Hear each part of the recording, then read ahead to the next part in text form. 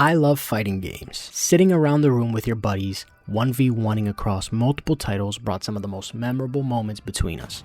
We actually did that for my 26th birthday, believe it or not.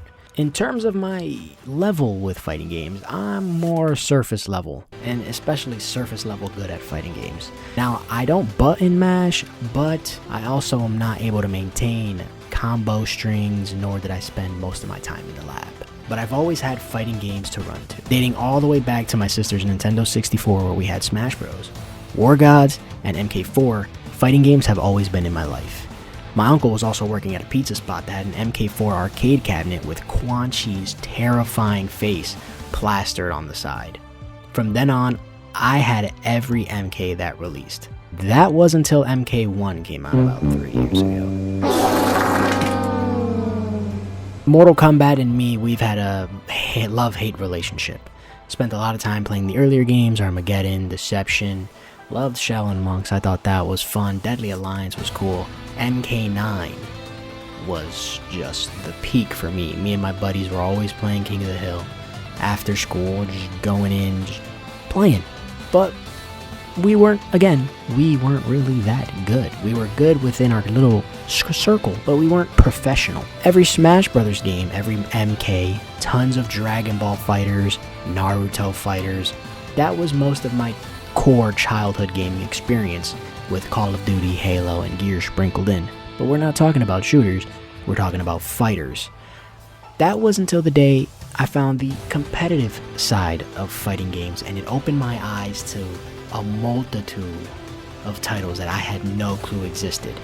You know, I've heard of DOA, but KOF, Virtua Fighter, games like that, I had no clue existed. I went down the rabbit hole and fell in love with a new world that showed itself to me. You witness a moment like the Daigo parry,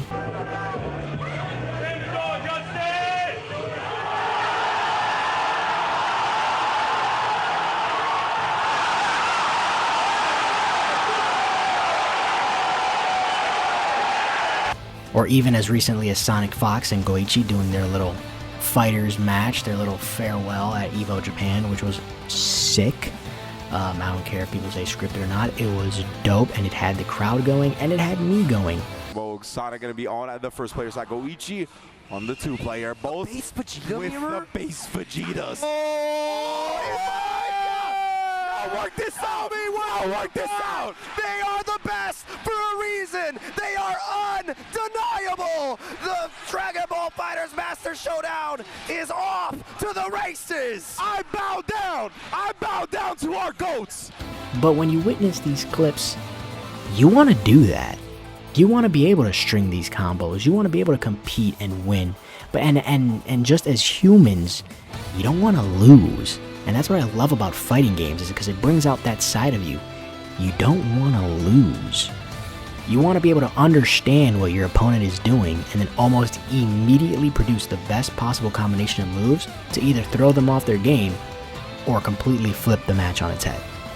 Some moments in a match can feel like an action sequence out of a movie like The Raid, or just most recently the Furious. And there's nothing more fulfilling than moments like those. But when I play fighting games, I still never went all in. I tried to do some competing in Call of Duty a long time ago, but just that never worked. I never actually competed at a LAN, but I started to lose that enjoyment as well in the repetitive pub stomping gameplay of first-person shooters, and then the scrimming process with the Call of Duty. There's too many tangibles, too many variables. You have to rely on others. And I always wanted to just get good at fighting games because it's just you. It's just you. You and your opponent. You don't have to rely on someone else. It's just you. And I always wanted to be great at them, but I just didn't know really where to go, how to start. I didn't know what to do. You have things like combo theories and frame data studying, VOD reviewing, all sorts of stuff, and a lot of that is very overwhelming. It's like stepping back into school for the first time. But thankfully, 2026 is bringing in some dope fighting games that have really piqued my interest to wanting to go all in. And I was thinking about Invincible Versus, but then I saw the most recent Evo Vegas final, and yeah, I'm good. I'm good. So I think starting at the end of July, we have Marvel Tokon. And for those of you that don't know, I am a huge Marvel head, an insane Marvel head, and not just the MCU, the comics. Of course, I love the MCU, but I'm not a poser.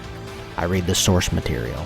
And Marvel Tokon, it just looks so good that that's a game that I'm willing to put my all into and try to be good. I will dabble with Avatar, and we will visit Invincible, but I want to explore. I want to play all of these fighting games that I also never really had a chance to play, like Guilty Gear, 2XKO, Grand Blue, whatever fighting game that one is. I don't know the name. I'm not going to make myself sound stupid, but you know what I mean. There's so many fighting games out there to experience that I plan on experiencing with you. But the game that I have my focus on and the game that I want to be the best in, I won't, because I know Sonic Fox is somewhere creeping around the corner, is Marvel Tokon. And that's a game that I really enjoy. Everything about the character choice, the aesthetics, the design, everything. I want to be good at that. So I'm going to be going from an absolute zero to an absolute hero. Get it? Hero, fighter, yeah, whatever. But it'll start with the training arc. Hopefully, I'm going to do my best to actually make sense of all of this stuff and compete in tournaments. Maybe try to get into some lands. You know, I can lose 10 straight matches, 20, 30, but we will do whatever it takes to get good. So I'm excited. The first video should be coming out eventually around the beta time, just me exploring with the game, doing lab work, trying to understand and study this world of the FGC, and maybe, hopefully, one day compete. And yeah, that's pretty much that. So without further ado, let the training arc begin.